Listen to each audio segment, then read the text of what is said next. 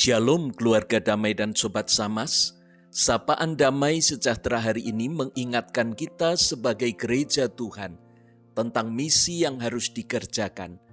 Mari kita bersama memohon pimpinan Roh Kudus agar Allah dapat menanamkan pengajaran dan panggilannya dalam pergumulan kita. Allah Sang Penyelamat, kami bersyukur karena kami bukan hanya dapat menerima keselamatan, namun juga dilibatkan untuk melaksanakan misi Allah di dunia ini. Berikan kami hikmat dan pengertian, agar dapat memahami dan melaksanakan tugas dan panggilan kami dengan benar. Dalam nama Yesus Sang Juru Selamat, kami berdoa. Amin. Sobat Samas dan keluarga damai, firman Tuhan hari ini diambil dari Lukas 4 ayat 18 hingga 19. Roh Tuhan ada padaku, oleh sebab Ia telah mengurapi aku untuk menyampaikan kabar baik kepada orang-orang miskin, dan Ia telah mengutus aku untuk memberitakan pembebasan kepada orang-orang tawanan dan penglihatan bagi orang-orang buta, untuk membebaskan orang-orang yang tertindas, untuk memberitakan tahun rahmat Tuhan telah datang. Sobat Samas yang dikasihi Tuhan, gereja adalah persekutuan yang esa dari orang-orang beriman kepada Yesus Kristus, yaitu Tuhan dan Juru Selamat dunia, yang dengan kuasa Roh Kudus dipanggil dan diutus Allah untuk berperan serta dalam mengerjakan misi Allah, yaitu karya penyelamatan Allah di dunia. Dan misi gereja dilaksanakan dalam konteks masyarakat, bangsa, dan negara, di mana gereja ditempatkan. Jadi misi gereja dilaksanakan oleh gereja baik dengan mewujudkan persekutuan dengan Allah dan dengan sesama secara terus-menerus berdasarkan kasih, maupun dalam bentuk kesaksian dan pelayanannya bagi dunia ini. Lukas mencatat peristiwa pembacaan gulungan kitab Yesaya yang sekarang dapat kita baca dalam Yesaya 61 ayat 1, di mana Yesus menyampaikan bahwa firman tersebut telah digenapi melalui kehadirannya. Ada di ayat 21 bacaan kita hari ini. Yesus telah hadir untuk mengerjakan misi Allah. Kini misi Allah ini bukan hanya diberikan kepada Yesus, melainkan juga kepada seluruh gereja Tuhan. Karena gereja adalah persekutuan dari orang-orang yang beriman kepada Yesus Kristus, maka dalam melaksanakan misi gereja, tiap anggota gereja berperan secara hakiki sesuai dengan panggilan Allah dan karunia Roh Kudus. Dengan demikian, seluruh anggota gereja, baik secara pribadi maupun bersama-sama, bertanggung jawab dalam pelaksanaan misi gereja.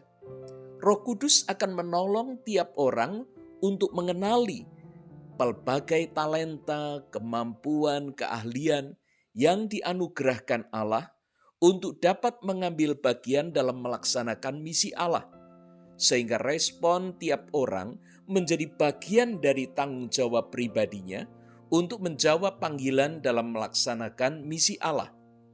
Agar dapat melaksanakan misi Allah secara efektif, setiap orang, yaitu sebagai bagian dari gereja, perlu menyadari kemampuan serta tanggung jawabnya, sehingga dia dapat melihat peran apa yang seharusnya dilakukan, baik dalam keluarga, pekerjaan, maupun masyarakat. Tidak perlu saling menunggu, namun juga jangan mengambil alih porsi orang lain, ataupun menghalangi yang lainnya untuk berkarya.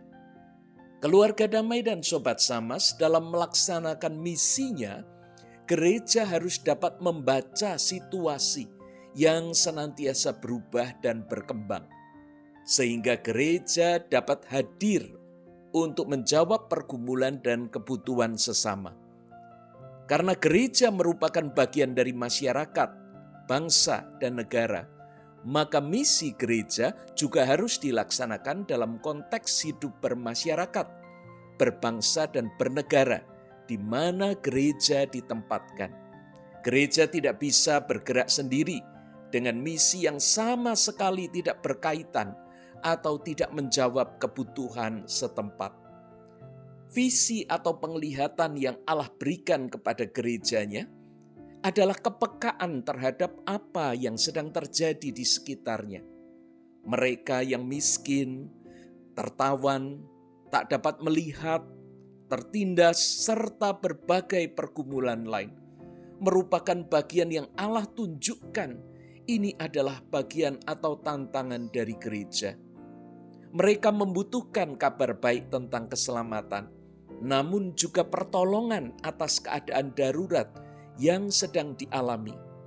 Dalam lingkup organisasi gereja, kita perlu mendiskusikan, analisa keadaan, serta perencanaan secara terpadu, agar bisa tercapai karya strategis dalam kerjasama yang berkesinambungan.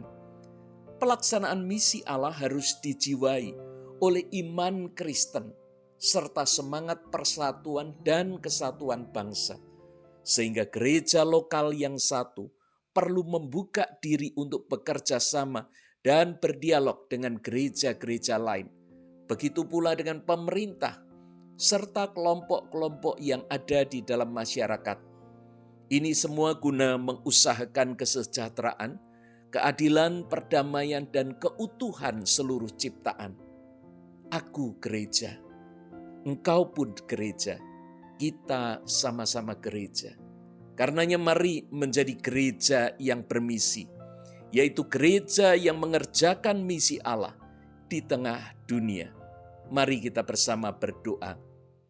Allah yang telah menghadirkan Kristus sebagai kepala gereja, kami bersyukur dapat menerima firman-Mu yang menjelaskan misi Allah, serta membangkitkan kepekaan kami untuk membaca pergumulan dan kebutuhan sesama. Bangkitkan semangat dan tanggung jawab kami agar melakukan peran aktif dalam karya bersama Roh Kudus di tengah dunia ini. Dalam nama Yesus kami berdoa. Amin. Keluarga damai dan sobat Samas, selamat menghidupi misi Allah. Selamat menjadi gereja yang bermisi. Tuhan memberkati.